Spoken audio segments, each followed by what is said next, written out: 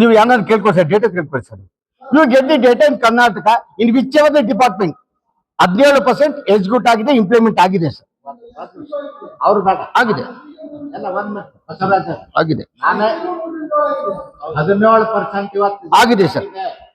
ನೀವು ಯಾರಾದ್ರೂ ತಿಳ್ಕೊಳ್ಳಿ ಸರ್. ರಾಜ್ಯದಲ್ಲಿ ಎಲ್ಲಾ ಡಿಪಾರ್ಟ್ಮೆಂಟ್ ನಲ್ಲೂ ಅಪಾಯಿಂಟ್ಮೆಂಟ್ ನಲ್ಲಿ, ಪ್ರಮೋಷನ್ ನಲ್ಲಿ ಮತ್ತು ಮೆಡಿಕಲ್ ಇಂಜಿನಿಯರಿಂಗ್ ಸೀಟ್ ಅಲಾಟ್ಮೆಂಟ್ ಎಷ್ಟು ಜನ ಮೆಡಿಕಲ್ ಆಗಿದೆ ಸೀಟ್ಗಳು ಕೇಳ್ಕೊಳ್ಳಿ ಸರ್. 17% ಇಂಪ್ಲಿಮೆಂಟ್ ಆಗಿದೆ.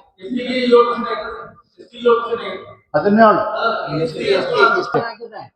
ಅದು ಆಗಿದೆ. ನಾವು ಒಂದೇ ಸಮಾಜದ ಮಾತಾಡ್ತಾ ಇಲ್ಲ, ಎಸ್ಸಿ ಮತ್ತು ಅದು ಆಗಿದೆ, ಎರಡೂ ಆಗಿದೆ. ಆಗಿಲ್ಲ ಅಂದ್ರ ನಿಮಗೆ ಸವಾಲ್ ಹಾಕ್ತೇನೆ. ಸವಾಲ್ ಯಾಕೆ ರಾಜಕಾರಣದಲ್ಲಿ ಇರೋಲ್ಲ. ಮುನಿಯಪ್ಪನವರು ತಿಮ್ಮಾಪುರ್ ಆಗಿಲ್ಲ ಅಂತ ನಿಮಗೆ ಮಿಸ್ಗೈಡ್ ಮಾಡುವಂತ ಕೆಲಸ ಮಾಡ್ತಾ ಇದ್ದಾರೆ. ಅವ್ರು ಆಗಿಲ್ಲ ಅನ್ನೋದು ಸಾಬೀತು ಮಾಡಿದ್ರೆ ನಾನು ಲೋಕಸಭೆ ಸ್ಥಾನಕ್ಕೆ ರಾಜೀನಾಮೆ ಕೊಡ್ತೀನಿ. ಆದದ್ದು ಸಾಬೀತಾದ್ರೆ ಅವರಿಬ್ರು ಮಂತ್ರಿ ಮಂಡಲಕ್ಕೆ ರಾಜೀನಾಮೆ ಕೊಡ್ತೀನಿ. ಬೇಕು ಕೊಡಿಸ್ಬೇಕಂತ ಇದ್ದೀರಾ? ಕೊಡ್ಬೇಕು ಮಾಡಿ.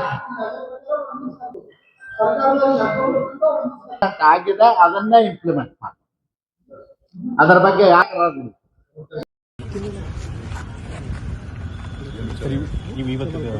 ಹೇಳಿದಿನಲ್ಲ ಅದೆಲ್ಲ ಅಲ್ಲೇ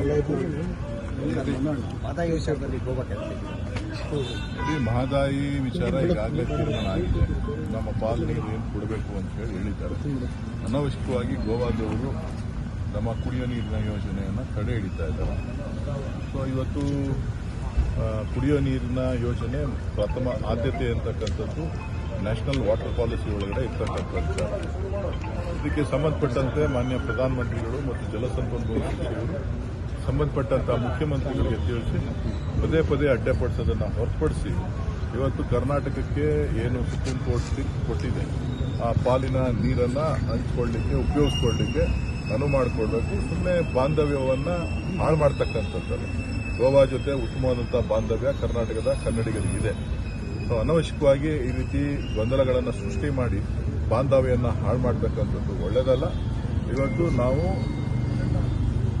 ಉತ್ತಮವಾದಂಥ ರೀತಿಯಲ್ಲಿ ಬಾಂಧವ್ಯವನ್ನು ಬೆಳೆಸಿಕೊಂಡು ನಮ್ಮ ಭಾಗದ ರೈತರಿಗೆ ಉತ್ತರ ಕರ್ನಾಟಕದಲ್ಲಿ ಕುಡಿಯೋ ನೀರಿನ ಯೋಜನೆ ಏನಿದೆ ಆ ಯೋಜನೆಯನ್ನು ಅನುಷ್ಠಾನ ಮಾಡೋದಕ್ಕೆ ನಮ್ಮ ಸರ್ಕಾರ, ಮುಖ್ಯಮಂತ್ರಿಗಳು ಮತ್ತು ಉಪಮುಖ್ಯಮಂತ್ರಿಗಳು ಬದ್ಧರಾಗಿದ್ದಾರೆ. ಅದಕ್ಕೆ ಸಹಕಾರ ಕೊಡಬೇಕು ಅಂತೇಳಿ ನಾನು ಒತ್ತಾಯವನ್ನು ಮಾಡ್ತೀನಿ. ಸರ್, ಲೋಕಸಭಾ ಚುನಾವಣೆಯಲ್ಲಿ ಮತಗಳ್ಳತನ ಆಗಿದೆ ಅಂತ ರಾಹುಲ್ ಗಾಂಧಿ ಅವರು ಆರೋಪ ಮಾಡ್ತಾ ಇದ್ದಾರೆ ಸರ್. ಸ್ಪೆಷಲ್ ಬೆಂಗಳೂರು ಗ್ರಾಮಾಂತರ ಜಿಲ್ಲೆಯಲ್ಲಿ ಆಗಿದೆ ಅದನ್ನು ಅವ್ರು ಹೇಳಿದಾರಲ್ಲ, ಇನ್ನೇನು ನಾನೇನು ಹೇಳೋದು.